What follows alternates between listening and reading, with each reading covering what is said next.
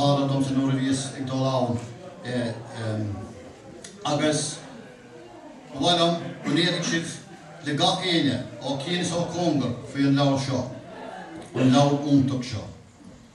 Ladies and gentlemen, we're here tonight to pay tribute to Maurice O'Mahony for this terrific book. I've only had a quick look at it, but just look at the front of it. It will catch your eyes straight away. We're here to acknowledge the work that went into it, to launch it, to tell everybody about it, far and wide. Now, my job is just to call on the speakers and to get through the night as quick as we can.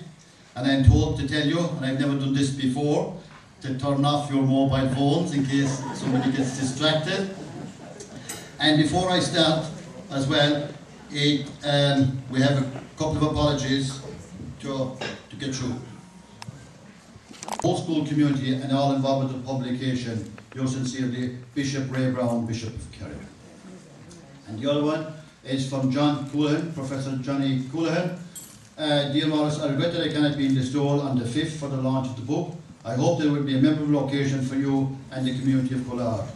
Best wishes, August Verbo, Johnny Coolard. Our first speaker tonight, Ian Kigara Scholar, Patrick Donovan. I'm sure Patrick will have plenty of contact with the school, with Maurice. He's a former inspector. He would know a lot more about national school education, primary school education as they call it now, than I would. And later on, we'll have Joe Murphy launch of the book, and Joe would know a lot more about the book than I would. And to get the show on the road, so we'll have Patrick O'Donovan, a former inspector, to say a few words. Welcome, Patrick.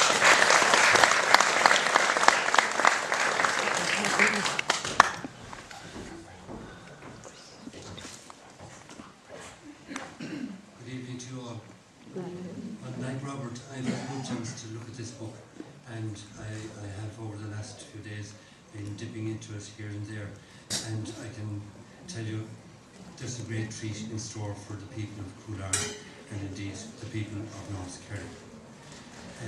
I've just a few remarks ready just to, as it were, to highlight some features of the book for you and to draw your attention to some elements of it. But it is first of all a great honour and a great privilege to welcome this outstanding history of education in North Kerry at Coolard. The school first opened its doors for children in the midst of the calamity of the Great Famine. Very few of our institutions in Kerry can trace an origin back to the pre-famine period. But tonight we have before us a comprehensive history and record of Coolard National School over 170 years, presented to us by Maurice O'Mahony. The young and the old, and all who have some association with Coolard, are fortunate indeed to have the chance to dip into this lovely book, to scan its pages, and to absorb its intriguing story. The book provides a feast of interesting material about the local history of Coolard and Tullamore, the school buildings, the social circumstances of the people, teachers and teaching, children and learning, and much besides. The gradual evolution and development of education in the locality is revealed in a very readable and very clear manner.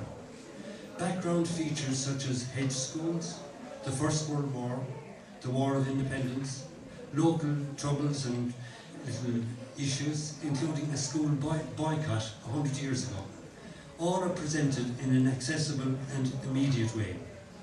All the material is assembled in a neutral and balanced manner, with many sparkling insights into former times. And just this evening I found, dipping into the book, an account of James Carr, a man from Coolard, who died in Gallipoli in the First World War, all of just 100 years ago. The national school system was established in 1831, and within a relatively short time of 15 years, Coolard commenced operations as it furnished elementary education to successive generations of children and young people. The school has a remarkable continuity, unusual in its continuity.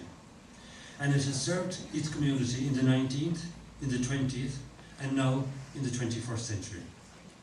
The school building of today combines elements that were provided in each of the 3 centuries, so that the accommodation of today shows a lot of change and development of education over a very long period in Ireland.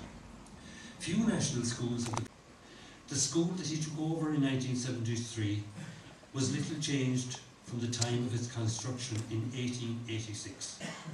It is fair to say that a considerable part of his work as a principal was devoted to improving the conditions under which education was provided for the children. Unquestionably, it has been quite a struggle to secure better conditions for education in Coolard. And I'm sure that Maurice would perhaps agree that perhaps it shouldn't have been such a great struggle. But, however, sometimes in struggling we find a lot of success and happiness.